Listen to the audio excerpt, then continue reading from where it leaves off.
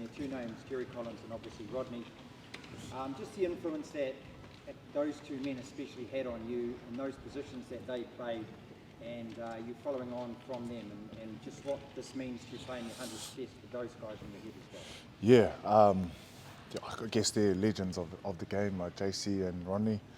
And honour those guys, and I guess being pioneers and paving the pathways for us players to come through, especially us young Pacific players. But the guys that kind of had more influence for me was the guys like Rick DeVito, Jack Lamb, and Faifili Lavave. They're the ones that kind of took me under their wing when I first came into the rugby scene, and just looked after me. So yeah, so many boys that kind of inspired me, but also just looked after me and made me who I am today. You're standing here ready to play your 100th test, and I'm sure that this is, you've thought a lot about this over the last few weeks as it's coming up and everything. I mean, is this the culmination of a dream to think that you'd actually reach that amount of test matches? Yeah, it is. I had a bit of time on the bus today just to sit back and reflect, the journey. For me, I always try and remind myself that every time I put on the black jersey, it's a blessing.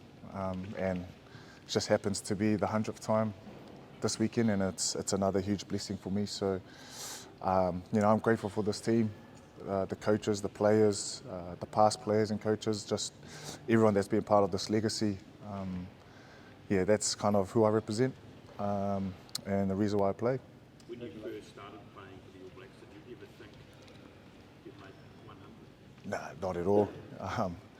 The thing about this team is, some All Blacks greats always say we're just caretakers, and you never know when your time is up in the jersey. So I guess every time you get named and you hear your name each week, you get butterflies, and you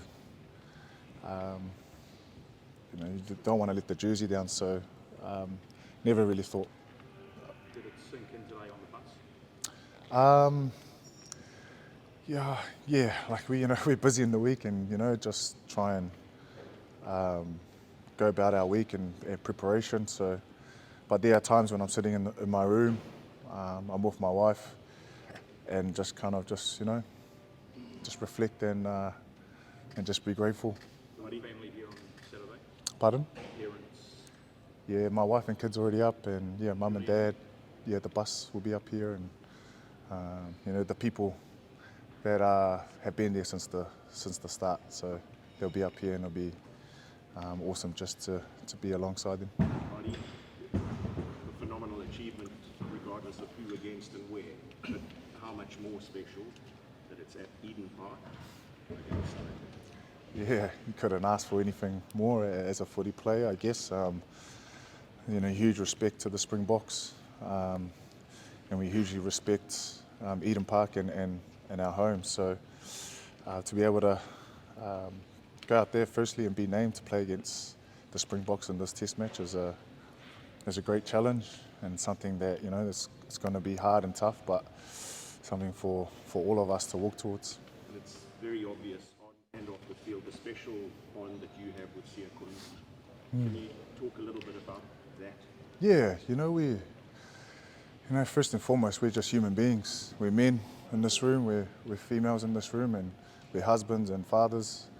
She's the same as me and Sia, we're just brothers off the field, but again, we represent two different countries that, want to get the result.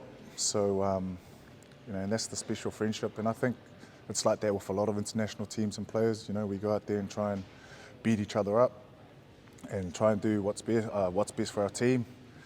And then, we just share a conversation and just like normal human beings, we put that aside and just connect. Sia will play, won't he? Pardon? Sia will play, won't he? Is he? I'm not too sure, yeah. Not too sure. Ardie, we saw you this year with Moana reach within, find something special to motivate you to bring the best out of yourself. Yeah. Is that something that you do as a matter of course with the All Blacks, that reaching within, playing from the heart, motivating yourself? Yeah. Or is that something you will reach for this week particularly? No, it's there every week. Whether it's Moana or with the All Blacks, my foundation's built on Christ. on the Lord, and that's kind of been my driver every week. So whether that was at Moana, that was it. And even when I'm here every day, I try and just be consistent in my faith and reading my word and trying to be a better human, because I find being better off the field helps me on the field. What's the best way you can mark the special occasion? What do you need to do to mark it in the way you want to do? Just prepare like I always prepare, and just embrace the week. Let it fill my cup instead of being a burden, and go out there and represent the Jersey well. Talking to some of the Springboks during the week, they've used the word respect when describing you. What does that mean to you? I think for me, respecting someone is someone that's gone before and done things well, and they're about it. Out of your 100 Kyle Preston's first, what messages have you, what have you said to him this week, and what conversations have you guys had? We shared a moment. Just it's an honour to play on each other's, debut and 100th, and haven't really said much. You kind of want to let the boys just prepare their own way, but it's a huge honour to share this special day and occasion with KP. Ardie, you went on the 2013 interview tour as an apprentice. What did that teach you about the All Blacks 12 years ago now, but what did it teach you about?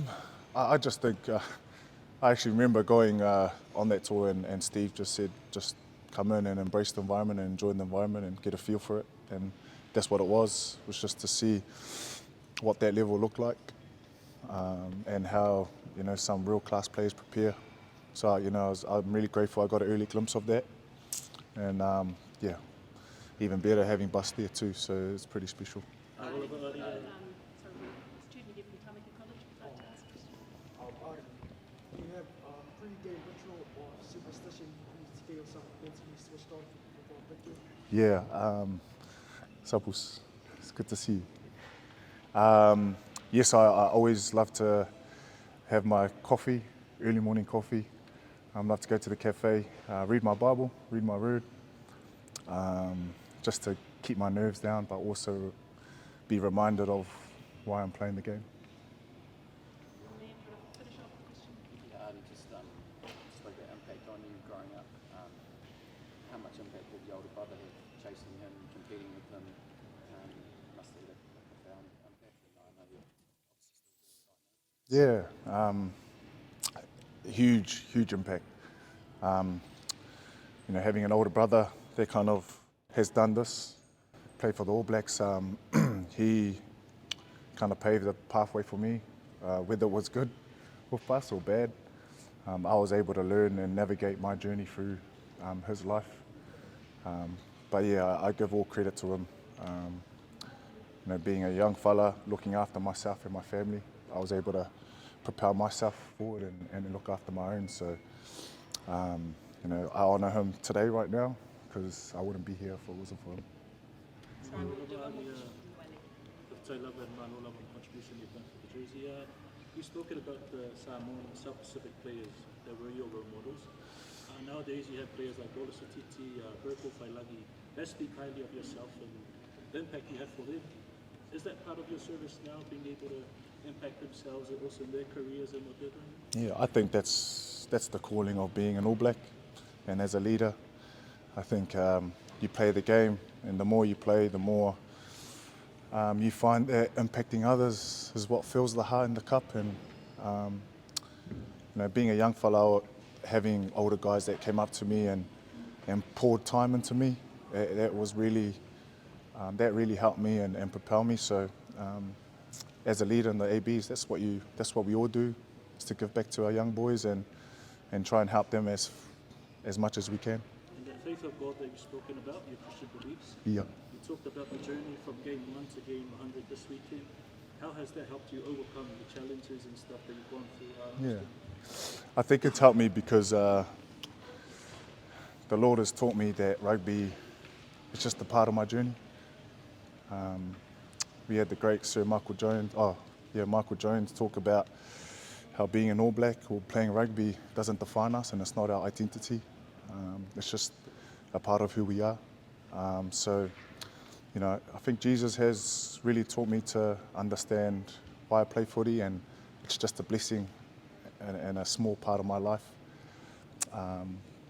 Yeah, so, you know, whether we want to go out there and win, if we don't or we do, I keep the same energy and I always give thanks, and just keeps me grounded.